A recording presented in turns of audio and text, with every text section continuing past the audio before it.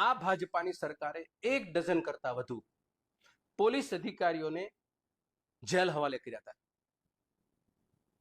કઈક કારણ છે, વગર કારણે તો જેલમાં ના મોકલ્યા. અને એ કારણ એની વફાદારીનું ઇનામ છે કે પછી એને કયાગ્રા નથી થયા એનું ઇનામ છે, એ પણ ચર્ચાનો વિષય બને એમ છે. એ પણ કોઈને ખબર નથી કે જેલમાં ગયા હતા શું કામ, એને મોકલ્યા હતા શું કામ.